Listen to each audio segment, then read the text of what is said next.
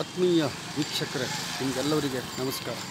ನಾನೀಗ ಸಿದ್ದಾಪುರದ ಅಯ್ಯಪ್ಪ ಸ್ವಾಮಿ ದೇವಸ್ಥಾನದ ಎದುರುಗಡೆ ಇದ್ದೀನಿ. ನಿಮ್ಗೆ ಗೊತ್ತಿರಬೇಕು, ಈ ದೇವಸ್ಥಾನದಲ್ಲಿ ಇವತ್ತು ಒಂದು ಸ್ವಲ್ಪ ಕಳಾಹೀನತೆ ಇದೆ. ಪ್ರತಿ ವರ್ಷ ಜಾತ್ರೆ ಮುಗಿತಿದ್ದಾಗೇ ವಾತಾವರಣ ಈ ಥರ ಇರ್ತಿದ್ದೇವೆ, ಬಹಳ ಸಂಭ್ರಮ ಇರ್ತಾಯಿದೆ. ಇವತ್ತು ಸ್ವಲ್ಪ ಕಳಾಹೀನ ಆಗಿದೆ. ಜಾತ್ರೆ ಮುಕ್ತಾಯ ಆಗಿ ಪೂಜೆಗಳೆಲ್ಲ ಮುಕ್ತಾಯ ಕಂಡಿದ್ದಾವೆ. ನಿನ್ನೆ ನಿಮ್ಗೆ ಗೊತ್ತಿರಬೇಕಲ್ಲ, ಒಂದು ದುರ್ಘಟನೆ ಆಗಿದೆ. ಆ ಘಟನೆಯಲ್ಲಿ ಒಬ್ಬರು ತೀರ್ಕೊಂಡಿದ್ದಾರೆ, ಅಂದರೆ ಸಾವನ್ನಪ್ಪಿದ್ದಾರೆ. ಅವರ ಹೆಸರು ದೀಪಾ ರಾಮಗೊಂಡ ಅನ್ನುವಂಥ 21 ವರ್ಷದ ಒಬ್ಬ ಮಹಿಳೆ ನಿನ್ನೆ ಅಪಘಾತದಲ್ಲಿ ತೀರ್ಕೊಂಡಿದ್ದಾರೆ. ಇಲ್ಲೇನಾಯಿತು ಅಂದರೆ, ರೋಷನ್ ಅನ್ನುವಂಥ ಇದೇ ಪ್ರದೇಶದಲ್ಲಿ ವಾಸಿಸ್ತಾ ಇರುವಂಥ ಒಬ್ಬ ವ್ಯಕ್ತಿ ಕಾರನ್ನು ಚಲಾಯಿಸ್ಕೊಂಡು ಬಂದು ಒಬ್ಬರ ಸಾವು ಮತ್ತು 8 ಜನರು ಗಾಯಾಳು ಆಗಲಿಕ್ಕೆ ಕಾರಣ ಆಗಿದ್ದಾನೆ.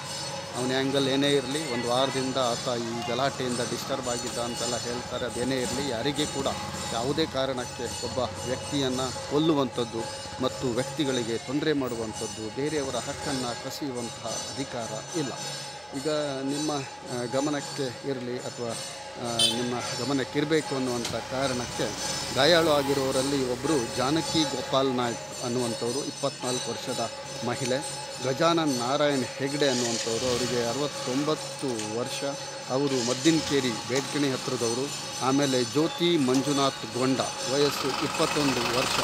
ಕಲ್ಪಪ್ಪ ಅಂದರೆ ಯಾವ ಮಹಿಳೆ ತೀರ್ಕೊಂಡಿದ್ದಾರೆ ಅದೇ ಊರಿನ ಮಹಿಳೆ, ಬಹುಶಃ ಅವರ ಸಂಬಂಧಿಗಳು ಅಥವಾ ಕುಟುಂಬಸ್ಥರು ಕೂಡ ಇರಬಹುದು. ಹಾಗೆಯೇ ಇನ್ನೊಬ್ಬರು ರಾಮಪ್ಪ ತಂದೆ ನಾರಾಯಣಪ್ಪ ಅಂತ ಹೇಳ್ಕೊಂಡು, ಇವ್ರದ್ದು ಊರು ಸೊರಬ ತಾಲೂಕಿನ ಬೆನ್ನೂರು. ಆಮೇಲೆ ಮಹಾದೇವಿ ಹುಚ್ಚ ನಾಯ್ಕ್ ಅನ್ನುವಂಥದ್ದು, ಇವರ ಊರು ಹೊಸೂರು. ಆಮೇಲೆ ಗೌರಿ ಉದಯ್ ಮಡಿವಾಳ, 35 ವರ್ಷ, ಇವರು ಜಾತಿಕಟ್ಟ ಕೊಂಡ್ಲಿ ಶಹರದವರು. ಆನಂತರ 7ನೇ ವ್ಯಕ್ತಿ ಕಲ್ಪಿತಾ ರಘುಪತಿ ನಾಯ್ಕ್, ವಯಸ್ಸು ಬರೀ 5 ವರ್ಷ, ಪಾಪ, ಕಳೂರಿನವರು, ಬಿಳಿಗಿ ಸಮೀಪ, ಸಿದ್ದಾಪುರ ತಾಲೂಕಿನ ಬಿಳಿಗಿ ಸಮೀಪದ ಕಳೂರಿನವರು. ಇನ್ನೊಬ್ಬರು ಚೈತ್ರ ರಘುಪತಿ ನಾಯ್ಕ್, ಇವರಿಗೆ 30 ವರ್ಷ, ಇವರೂರು ಕೂಡ ಕಳೂರು.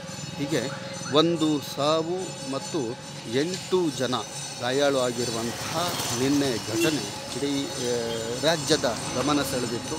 ಸಿದ್ದಾಪುರ ಅಥವಾ ಉತ್ತರ ಕನ್ನಡ ಮಟ್ಟಿಗಂತೂ ಅಬ್ಬಾ ಇದೆಂಥ ದುರ್ಘಟನೆ ಅಪ್ಪ ಅಂತ ಹೇಳ್ಕೊಂಡು ಚರ್ಚೆಗೆ ಕಾರಣ ಆಗಿದೆ.